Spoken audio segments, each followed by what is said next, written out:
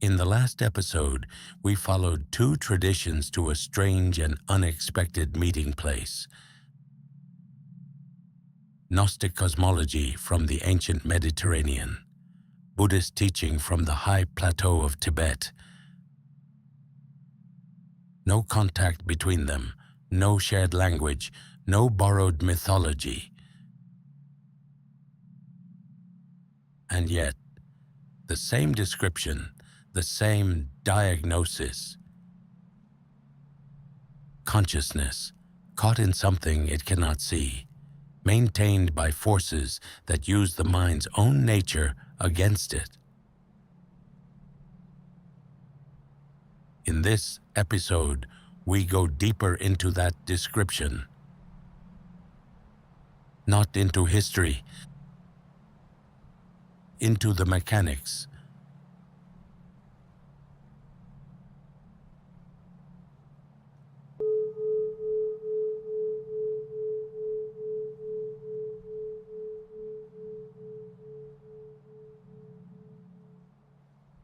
Before we go further, we should be precise about something. This series is not suggesting these traditions were right about the literal structure of the cosmos. It is asking something more uncomfortable. Whether or not the Archons are real, whether or not the Bardos happen exactly as described. Did these traditions accurately identify something about the structure of experience? About why consciousness keeps repeating the same patterns? About why the mind seems to run from its own depths?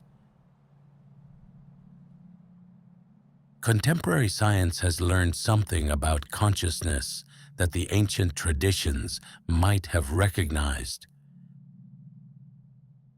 The sense of being a continuous unified person, the self, is largely a construction. Not a lie. A construction, there is an important difference. The brain generates in every waking moment a model of a self, embedded in a world, with a continuous past and an anticipated future. It does this so seamlessly, so completely, that we never notice we are doing it. We take the model for reality, and this model is conservative. It resists revision. It interprets new experience in ways that preserve its existing structure. What we expect, we find. What threatens the model, we minimize, avoid, or simply do not see. The question those ancient traditions asked, why does consciousness seem trapped in patterns it cannot see? Is, from a scientific perspective, a very good question.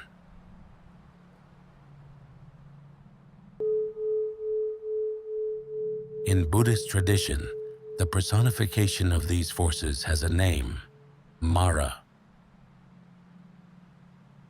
The word comes from Sanskrit, to cause the death of something, specifically the death of spiritual development. When the Buddha sat in his final meditation, the night he would achieve enlightenment, Mara appeared. Not in the form of obvious evil. Mara sent armies, then sent beauty, then sent questions about authority and worthiness. Each form more subtle than the last.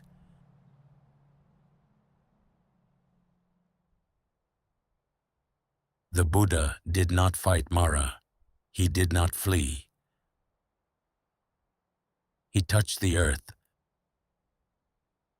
He named what was present without being captured by it. But the more interesting detail, the one commentators often overlook, is that Mara did not simply go away. In later texts, Mara still appears to the Buddha after enlightenment, and the Buddha says simply,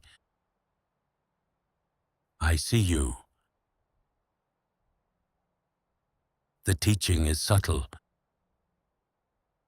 The awakened mind does not eliminate these forces. It recognizes them.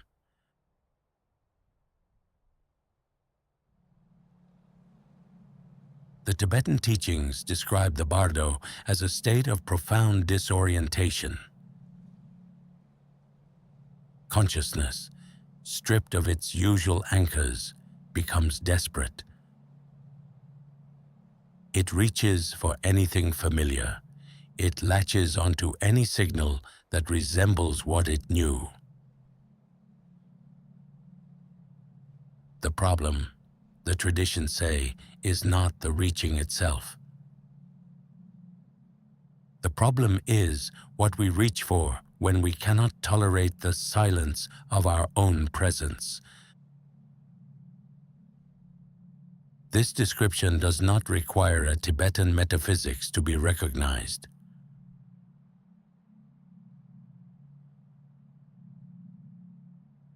If ancient traditions described forces that kept consciousness distracted, reactive, and unable to rest, what form might those forces take today?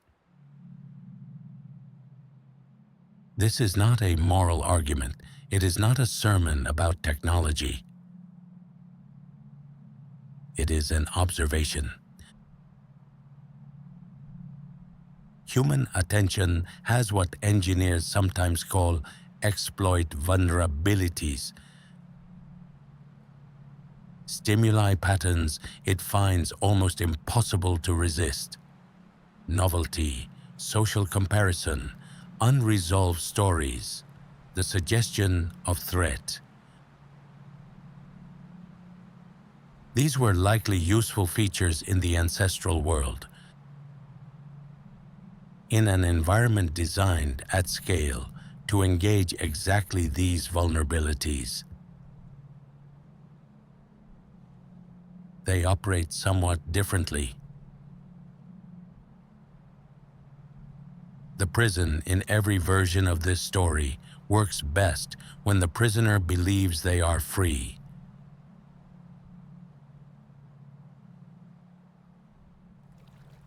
Both traditions, Gnostic and Buddhist, shared one insight that they held more carefully than almost anything else.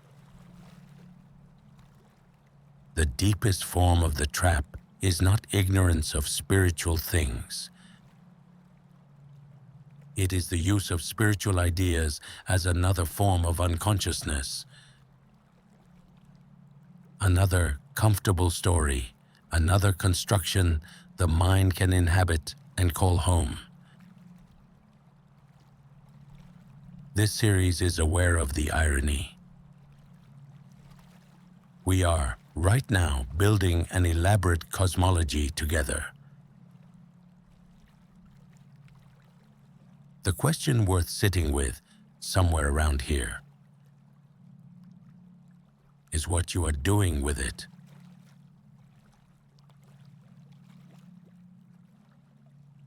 The Gnostics named their forces the Archons.